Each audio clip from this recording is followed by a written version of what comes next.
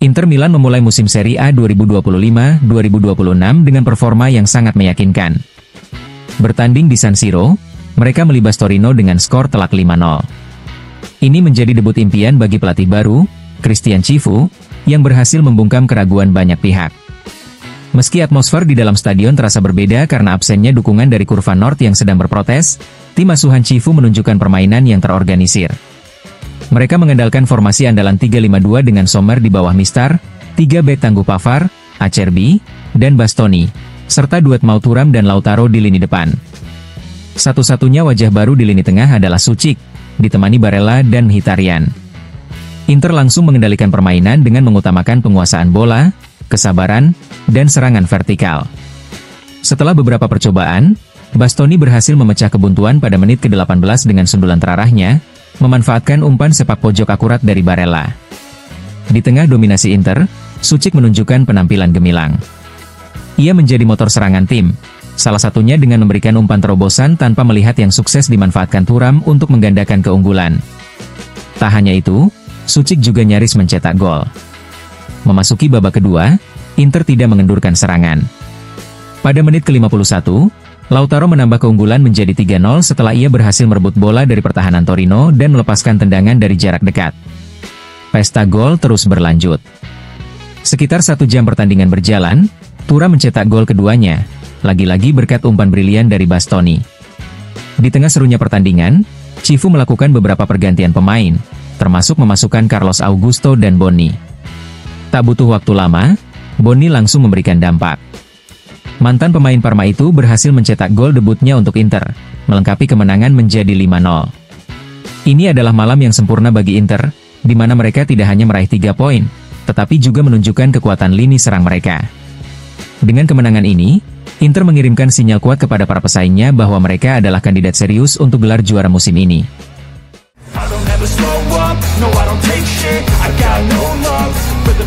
Penyerang Inter Milan, Marcus Thuram, kembali tampil gemilang saat menghadapi Torino.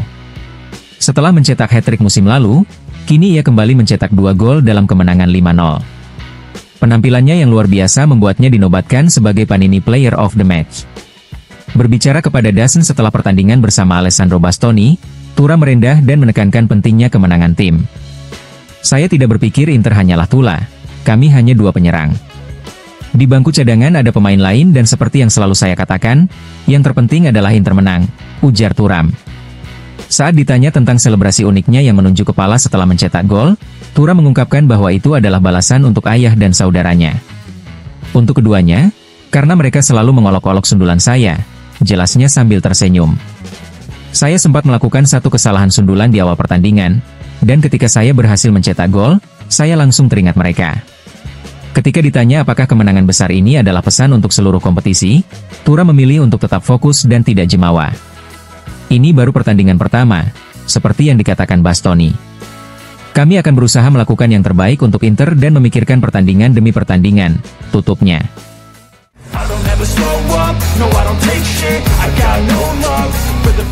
Alessandro Bastoni, yang tampil gemilang dengan 1 gol dan 1 assist, menjadi salah satu pemain yang diwawancarai oleh Sky Sport di lapangan San Siro setelah kemenangan telak Inter Milan atas Torino. Dengan nada bercanda, ia memulai komentarnya dengan menyindir Marcus Thuram, yang dinobatkan sebagai MVP malam itu. "Saya senang untuk Marcus, yang setelah 6 bulan terakhir tahun lalu memutuskan untuk berlibur, akhirnya kembali. Saya bahagia untuknya, dia pantas mendapatkannya," kata Bastoni. Bastoni kemudian beralih ke topik yang lebih serius, mengungkapkan motivasi timnya untuk bangkit setelah akhir musim lalu yang sulit. "Kami ingin membuktikan, terutama kepada diri kami sendiri, bahwa meskipun akhir tahun lalu sulit, masih ada keinginan besar untuk membalas dan tampil baik. Kami sangat senang dengan pertandingan malam ini," tambahnya. Ketika ditanya seberapa besar keinginan mereka untuk memulai musim baru, Bastoni menekankan bahwa timnya masih memiliki mentalitas pemenang. "Tahun lalu kami mencapai final Liga Champions dan finish kedua di Liga, dengan selisih 1 poin. Lalu orang-orang mengatakan itu adalah musim yang gagal, tetapi tim yang sudah berada di akhir siklus tidak akan sampai di sana," jelasnya. Bek andalan Inter ini juga menyoroti soliditas tim dan dampak positif dari para pemain baru. "Kelompok ini sehat, keinginan untuk menang ada, dan para pemain baru telah memberi kami semangat dan energi. Kami senang bisa bertahan di sini dan berharap bisa tampil baik tahun ini, pungkas Bastoni.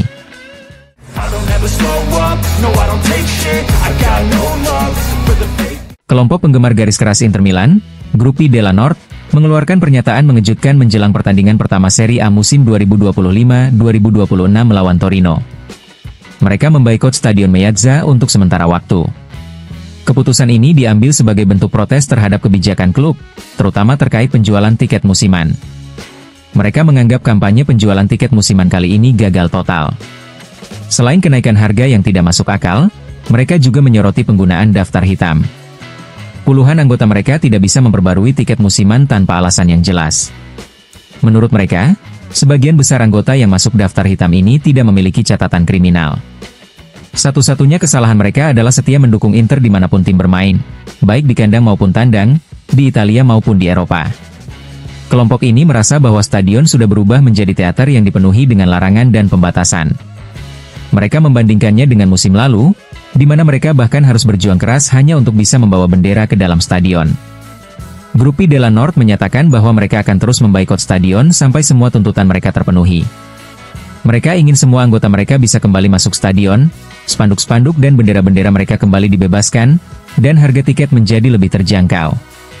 Mereka menegaskan bahwa ini bukan sekadar permintaan hak istimewa, melainkan perjuangan untuk mengembalikan normalitas seperti di stadion-stadion lain di Eropa. Mereka mengajak seluruh penggemar Inter, termasuk klub-klub pendukung, untuk bergabung dalam protes ini. Ini adalah perjuangan untuk masa depan basis penggemar ini, tulis mereka. Untuk semua anak-anak yang tumbuh di stadion yang dingin, tanpa warna, tanpa spanduk, tanpa sorakan, dan tanpa emosi dari koreografi. Mereka juga mengajak penggemar lainnya untuk tidak bersorak atau mengibarkan bendera di stadion. Menurut mereka, Meazza yang kosong, kelabu, dan sunyi akan jauh lebih nyaring daripada sorakan apapun.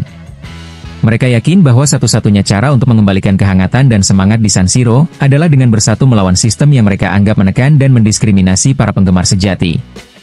Meskipun memboikot stadion, mereka menyatakan akan tetap mendukung tim dan pelatih Cifu yang tidak terlibat dalam masalah ini. Mereka akan berkumpul di luar stadion di Barreto sebelum dan sesudah setiap pertandingan. Komunikasi selanjutnya akan disampaikan melalui fanzine khusus mereka.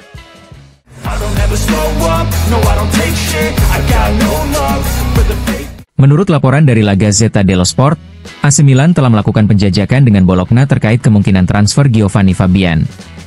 Mantan gelandang Inter Milan ini telah menjadi salah satu target utama klub rossoneri di minggu terakhir bursa transfer. Meskipun negosiasi belum menemui titik terang, surat kabar tersebut mengindikasikan bahwa kesepakatan bisa tercapai dengan biaya sekitar 15 juta euro. Namun, transfer ini sangat bergantung pada kepindahan Yunus Musa, yang kabarnya sedang diminati oleh Atalanta. Sebagai catatan, Bologna mengakuisisi Fabian dengan harga 4,5 juta euro, sebuah langkah yang dinilai cerdas. Sementara itu, Inter memiliki opsi untuk membelinya kembali seharga 12 juta euro pada bulan Juli lalu, namun mereka memilih untuk tidak mengaktifkannya. Di masa lalu, Fabian juga sempat dikaitkan dengan Udinese sebagai bagian dari kesepakatan transfer Samardzic, yang pada akhirnya batal.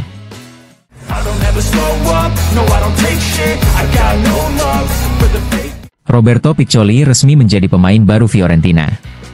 Klub asal Tuscany tersebut mengumumkan kedatangan penyerang kelahiran 2001 itu melalui pernyataan resmi yang dirilis hari ini. Dengan kedatangan pemain berusia 24 tahun ini, kami menyambut penyerang baru. Demikian bunyi pernyataan resmi Fiorentina yang mengonfirmasi transfer Piccioli dari Cagliari. Kedatangan Piccioli diharapkan bisa menambah kekuatan lini serang La Viola di musim ini.